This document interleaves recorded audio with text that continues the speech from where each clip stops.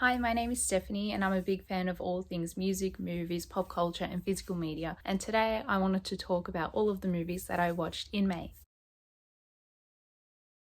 Going into May, I set like a list of 10 movies that I wanted to prioritize watching. Out of those 10, I watched one, and that was Weapons, and I watched it at the end of April instead of in May. To be fair, like I said in my June priority list video, I find that when watching movies, there are so many factors that come into play, and that's like runtime, the vibe, your mood, who you're with, what you want to rewatch, what you want to watch, if you're at the movies, if you're at home, what's going on, like all of these things matter. And for that reason as well, I only got to watch like 12 movies this month, which is crazy. The last few months I've done pretty good in terms of movie watching, but I had a bit more time, and in June I'm determined to make more time to actually sit and watch movies the way I was before. I also bought a whole heap of movies this month. I probably bought over 20, maybe 25 movies this month. So I have a lot of things that I bought that now have like risen in my priorities because I really want to watch them because now I finally have them. Obviously there's a lot of movies coming out in the cinema that I want to see. I'm yet to see Obsession and Backrooms, and I missed out on things like Mother Mary and things like that, but I'm going to catch up. So like I said, I watched 12 movies in May. I saw 1, 2, 3 of them in the cinema, and 1, 2, 3, 4, 5, 6, 7 of them I had never seen before. So the first movie I watched was a rewatch that I have seen many times, and that is 13 going on 30, or in Australia it's called Suddenly 30. I grew up on this movie, and when I watch it now that like I'm older obviously than I was when I first watched it, and every time I rewatch it I find new things within it that I find to be really interesting. I think it's an interesting character study about people and about the human condition, if I'm honest. I think that there's a lot of deeper and darker things going on in this movie than people might think. If you haven't seen it, it's pretty much about this 13-year-old girl who's like struggling to fit in school, and obviously there's a popular group of girls and boys, and she's got her one friend, and you know, she really wants to be 30 and at that point in her life where she deems herself to be established. And when she like makes a wish and it comes true and she ends up being 30, she ends up having to deal with her life at that age based on all the choices that she's made since she was 13. I love this movie. I think it has a lot of heart, and I think it's, again, like I say, very interesting, and I think it gets darker every time I watch it. I think it's definitely a movie that people should watch if they haven't seen it. The soundtrack for this movie is amazing as well, and obviously because it is set in the 80s, it has great songs to it. It's got like Talking Heads on the soundtrack, Michael Jackson's on the soundtrack, Billy Joel's on the soundtrack. The dance scenes and the needle drops in this movie are great. The next movie I saw was a rewatch that I saw in the cinema, and that was The Drama, and I really enjoyed The Drama the first time I watched it, and I enjoyed it the second time as well. And I enjoy the reactions of the people in the cinema when they watch this movie, because obviously it's very controversial in nature and it's pretty dark, but within that comes humor, and within that comes, of course, conversation, which I enjoy partaking in after the movie is finished as well. Number 3 is another movie that is a rewatch that I've seen many times, and I saw it again in the cinema, and that was Ferris Bueller's Day Off as a 40th anniversary screening. This movie is a John Hughes movie. I've seen it many times. The soundtrack is great. The performances are great. There are so many iconic lines and moments in this movie. I think my favorite scene is the parade scene. I think every time I see that, and especially seeing that in the cinema, was really cool and special. And the museum scene as well, seeing that in the cinema was so cool because I love that scene and that sequence so much. The next movie that I watched was one that I hadn't seen before, and it's been in my collection for like a year, and that is Queer, the Luca Guadagnino movie. This movie was stunning. It was like really well done and I really enjoyed watching it. And I thought that the performances were great too. There were also a couple of Prince needle drops, which I was not expecting and I really enjoyed. There was the piano and a microphone version of 17 Days, which I loved.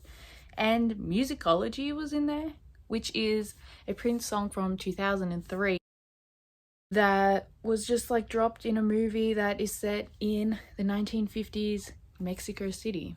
And it worked.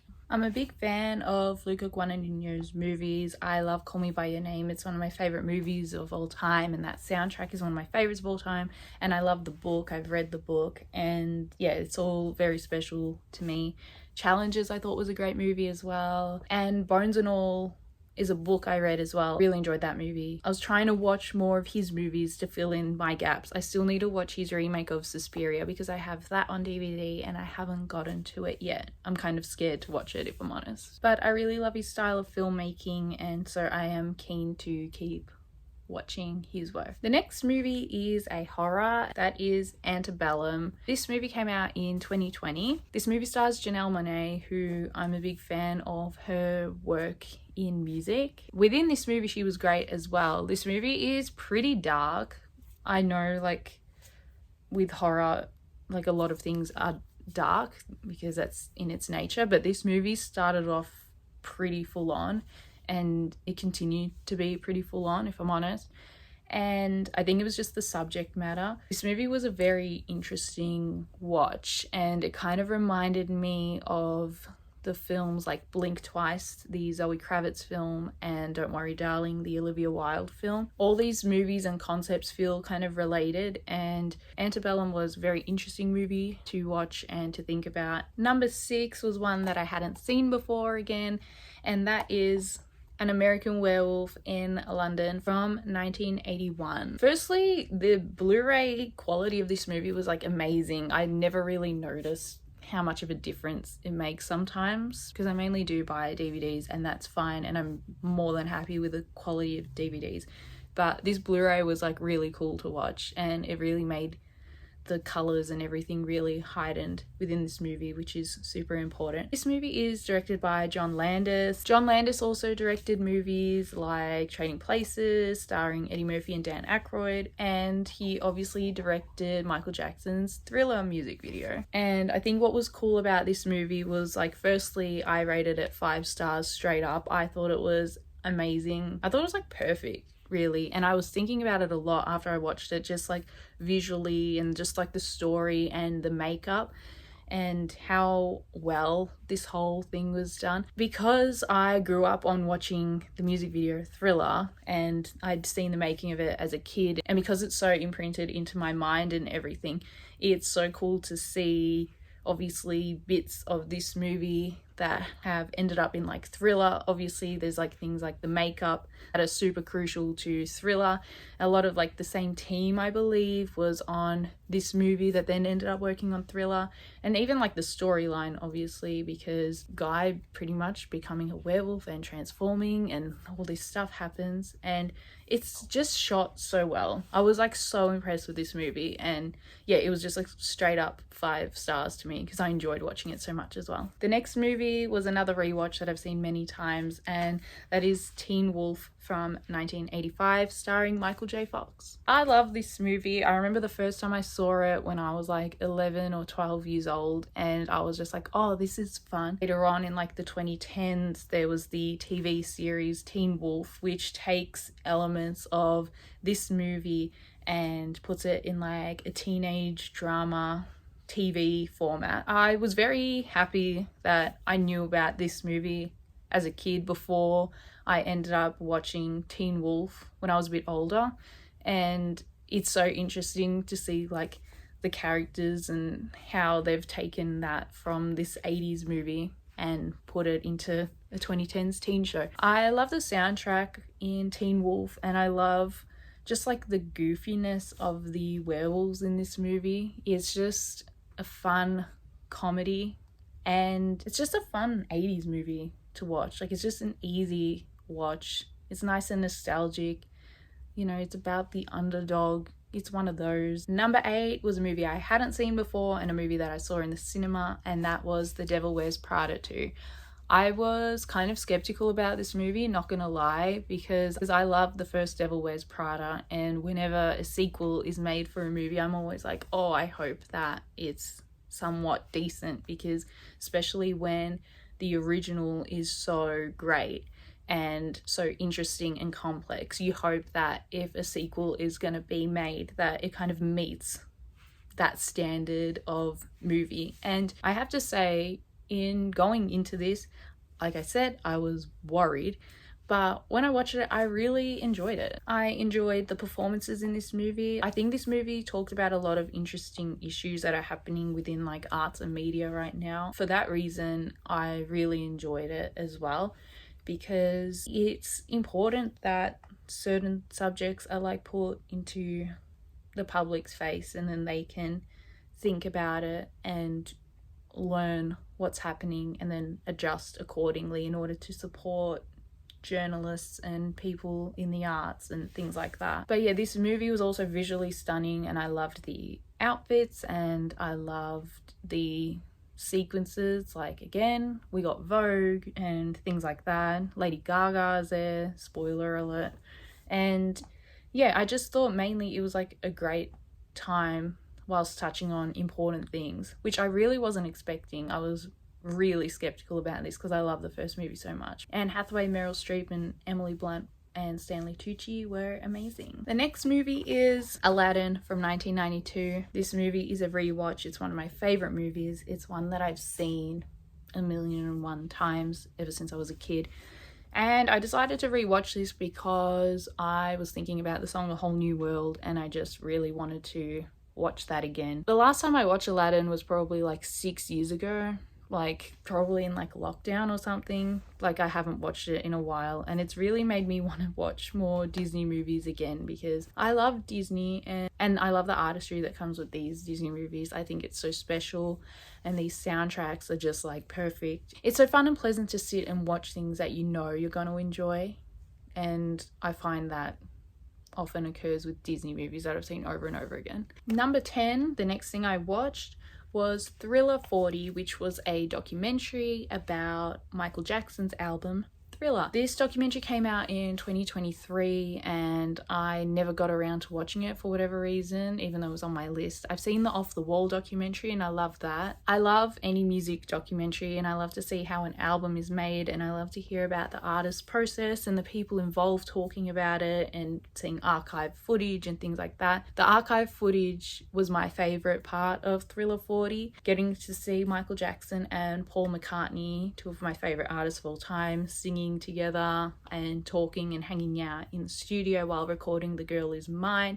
was super special and historic to watch. Yeah, I enjoy watching music and arts documentaries, so yeah, this was a very special watch. It was cool. Number 11, the next movie I watched was Hellraiser. I had never seen Hellraiser before and I really enjoyed it. So going into Hellraiser, I knew it was like a cult classic and people love it and like they really love it. And I am a horror fan, and I've been on a horror kick lately, trying to like catch up on things I haven't seen and things that I want to see. I hadn't watched like horror in a little bit, but yeah, Hellraiser was a really fun watch. It was really gross, which I don't like, but I get it. Like, I can respect grossness in horror movies, but I just like do like that. I don't want to see. But the way it was like shot was so pretty, and the way it was done was really cool.